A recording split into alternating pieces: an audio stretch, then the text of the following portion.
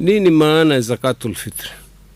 Ni zaka ya chakula ambayo wakati wake wa ibada ni kutolewa kabla ya kusimama swala ya Idi, kwa maana ya kwamba inaruhusiwa kutoa usiku wa kuamkia swala ya Idi, siku ya Idi, au pia kwa mujibu wa mafunzo ya masahaba ni kwamba walikuwa wakiitoa tangu mwezi 28 wa mwezi wa Ramadhani. Sasa ibada hii ni ipi? Ibada hii kwa hakika ni kila Muislamu mwenye akili, kama itakavyobainishwa katika hadithi tutakayoitaja sasa hivi. Mwenye akili timamu anatakiwa aitoe yule ambaye anamiliki chakula cha Idi na ziada. Naona awe yuko mmoja au ni familia, watu wawili watatu, mtu na mke na watoto, basi anatakiwa kila mmoja katika ile familia anawajibika kutoa pishi moja. Unaona, na hili si jambo la khiari, kwa sababu kwa mafunzo ya Mtume sallallahu alaihi wasallam ni jambo lilofaradhishwa kwa Waislamu, kama ilivyokuja katika hadithi ambayo imepokewa na sahaba mtukufu Abdullah ibn Umar radhiyallahu anhu. Anasema radhiyallahu anhuma, anasema qala Rasulullah sallallahu alaihi wasallam, qala Rasulullah sallallahu alaihi wasallam faradha Rasulullah sallallahu alaihi wasallam zakat alfitri min Ramadan. Anasema Mtume sallallahu alaihi wasallam, Mtume sallallahu alaihi wasallam, hii ni kisa naelezea Abdullah ibn Umar, anasema kwamba Mtume sallallahu alaihi wasallam amefaradhisha zaka ya fitri katika mwezi wa Ramadhani, sa'an min tamrin au sa'an min sha'irin. Amefaradhishwa kutolewa pishi moja kutokana na chakula cha tende au chakula cha shairi, ambayo ni nafaka ambayo inalingana na ngano. Halafu nani wanawajibika? Ala al-abdi, mtwana. Alhamdulillah, sasa zama za utwana hakuna. Kwa hiyo walhurri, kila aliye huru anawajibika kuitoa.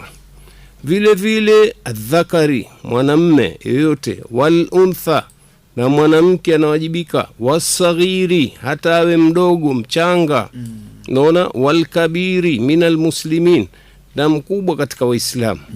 Ni hadithi sahihi, hii imepokewa katika wapokezi Imam Bukhari na Muslim. Ni kwamba sisi Waislamu tuliotajwa hapa tunawajibika kutoa hii zaka.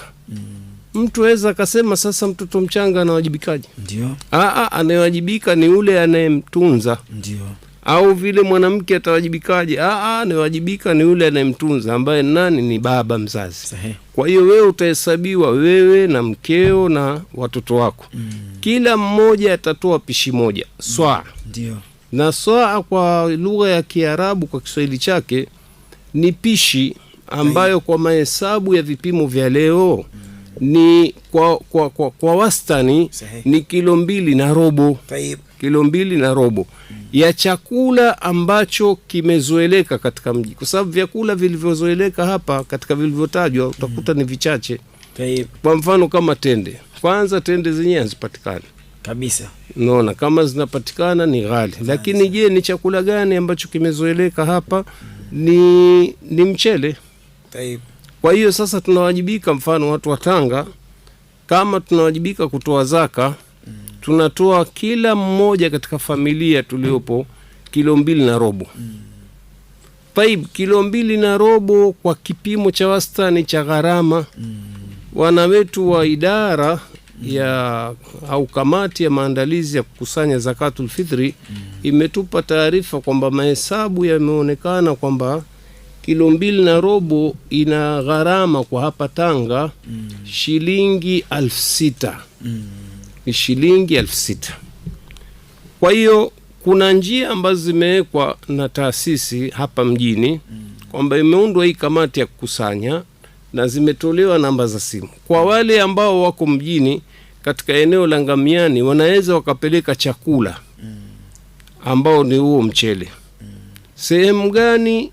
Katika msikiti wetu wa barabara 19 mashuhuri unaitwa msikiti wa Mswari.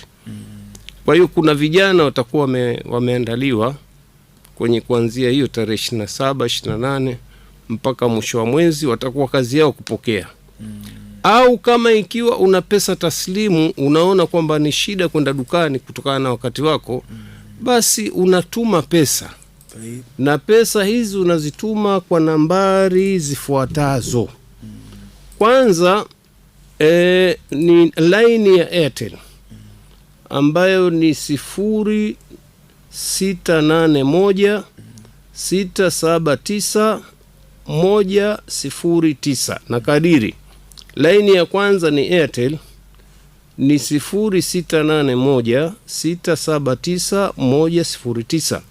Halafu laini nyingine ni ya Tigo, hasa watu wa Tanga wanatumia sana laini ya Tigo, na namba yao ni au hiyo iliyokusudiwa ni 0674 261 414. Jina litajitokeza Ansar Muslim Center, jina la taasisi. Kwa hiyo usije ukaghurika ukatuma ukakuta jina la mtu binafsi. Itakuwa sio wahusika hao. Hizi namba ukituma hizi pesa kwa mujibu wa idadi ya familia yako zitafika. Sasa kazi ya hawa watu kisheria wanaitwa mawakala, kwa sababu rai ambayo yenye nguvu, kinachotakiwa kutolewa ni chakula, sio pesa.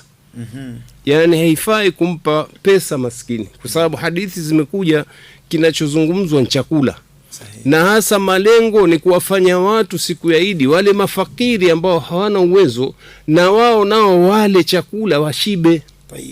Kwa hiyo kuna tofauti baina ya zakatul fitri na zakatul mali. Zakatul mali ni watu matajiri tu. Lakini hii zakatul fitri ni kila yule ambaye siku ya Idi anakula na ziada.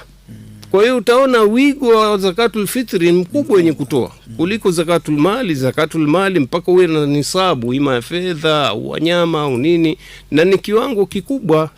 Kwa haraka mtu mpaka awe na mfano milioni 15 zimekaa bure mwaka mzima ndio anatoa zaka ya mali. Lakini ukiangalia hii zakatul fitri, wako watu wengi ambao siku ile watakula na kushiba na wana ziada. Kwa hiyo kinachotakiwa kutolewa ni ile ziada. Kama wewe huna cha kutoa, ina maana wewe sasa una haki ya kupewa.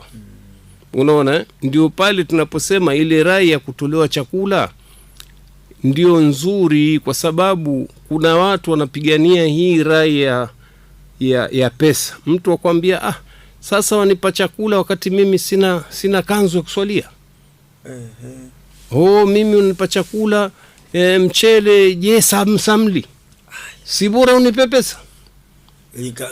Sasa wewe unaitaka ziada, sio unayekusudiwa. Wewe ngoja kwenye zaka ya mali. Hapa pakusudiwa mtu kitu cha kwanza kipaumbele apate furaha ya tumbo siku ya Idi.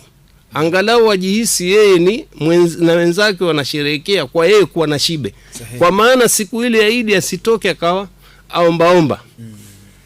Siku nyingine watasaidiwa na watu wa zaka ya mali. Unaona? Kwa hiyo hapa tukae tukijua tuwazungumzia zaka ya fitri ya siku ya Idi. Kwa hiyo ndio muhimu, kwamba ni lazima ichukuliwe, na ndio kazi inayofanywa na hiyo kamati maalum, kwamba inakusanya chakula, halafu kunakuwa na wahitaji.